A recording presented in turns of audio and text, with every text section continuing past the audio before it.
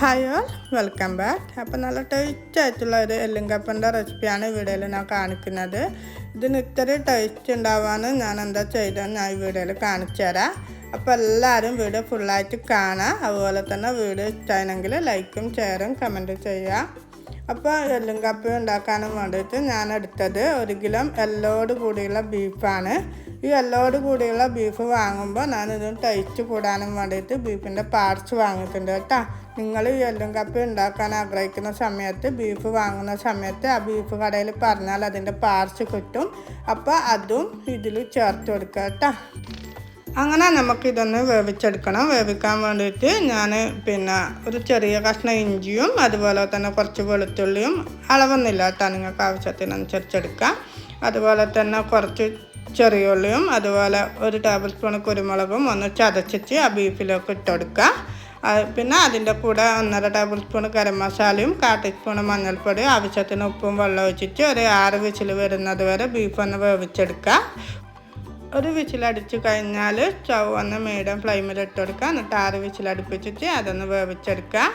അതിനുശേഷം അതിലേക്കൊരു മസാല ഉണ്ടാക്കണം. മസാല ഉണ്ടാക്കാൻ വേണ്ടിയിട്ട് ഇതുപോലെ ഒരു പാത്രം വെച്ചിട്ട് കുറച്ച് വെളിച്ചെണ്ണ ഒഴിച്ച് കൊടുത്തിട്ടുണ്ട്. വെളിച്ചെണ്ണ ചൂടായാൽ 1 ടേബിൾ സ്പൂൺ പെരുംജീരകം, വലിയ ജീരകം ഇട്ട് കൊടുക്കുക. എന്നിട്ട് 2 സവാളയും കുറച്ച് ചെറിയ ഉള്ളിയും 3 പച്ചമുളകും കട്ട് ചെയ്ത് ഒന്ന് വഴറ്റിയെടുക്കുക. എന്നിട്ട് 1 ടേബിൾ സ്പൂൺ ജിഞ്ചർ ഗാർലിക് ഒഴിച്ചിട്ട് അത് ഒന്ന് വഴറ്റിയിട്ടാകുമ്പോൾ നമുക്കതിലേക്ക് പൊടികൾ ചേർത്ത് കൊടുക്കുക. 1 ടേബിൾ സ്പൂൺ മുളക് പൊടിയും, അതുപോലെ തന്നെ 1 ടേബിൾ സ്പൂൺ കുരുമുളക് പൊടിയും, 1/4 ടീസ്പൂൺ ഗരം മസാലയും, കുറച്ച് മഞ്ഞൾപ്പൊടി, എന്താ പറയുക 1/4 സ്പൂൺ ഉണ്ട്, അതിലും കുറച്ച് മഞ്ഞൾപ്പൊടിയും ഇട്ടിട്ട് ഒന്ന് ആ പൊടികളും എന്താ പറയുക പച്ചക്കുത്ത് മാറുന്നവരെ ഒന്ന് വഴറ്റിയെടുക്കുക. അതിനുശേഷം നമ്മൾ നേരത്തെ വേവിച്ചെടുത്ത ഗ്രേവിയോട് കൂടിയുള്ള ബീഫ് ഇതിലിട്ട് കൊടുക്കുക കേട്ടോ. അപ്പോൾ ഒന്ന് ഇളക്കി കൊടുത്തിട്ട് തിള വരുന്നവരെ വെയിറ്റ് ചെയ്യുക. എന്നിട്ട് തിള വന്നു കഴിഞ്ഞതിന് ശേഷം നമ്മൾ നേരത്തെ ഉപ്പും മഞ്ഞൾപ്പൊടി ഇട്ടിട്ട് 1/4 വേവ് വരെ വേവിച്ച് നമ്മളെ കപ്പ ഇതിലേക്ക് ചേർത്ത് കൊടുക്കുക കേട്ടോ. കപ്പ വേവിക്കുന്ന സമയത്ത് 1/4 വേവ് വരെ വേവിക്കാവും. അല്ലെങ്കിൽ നമ്മൾ ഈ മസാലയൊക്കെ ഇട്ടിട്ട് ഉടച്ചിട്ട് എല്ലാം ഇളക്കിയെടുക്കുന്ന സമയത്ത് പേസ്റ്റ് പോലെ ആയിപ്പോവും. അപ്പോൾ 1/4 വേവ് വരെ വേവിച്ച് നമ്മളെ കപ്പ ഈ മസാലയൊക്കെ ഇട്ടിട്ട് ഒന്ന് ഉടച്ചു കൊടുക്കുക. എന്നിട്ട് എല്ലായിടത്തും മസാലയും എല്ലാം എത്തുന്ന വിധത്തിലൊന്ന് ഇളക്കി കൊടുക്കുക.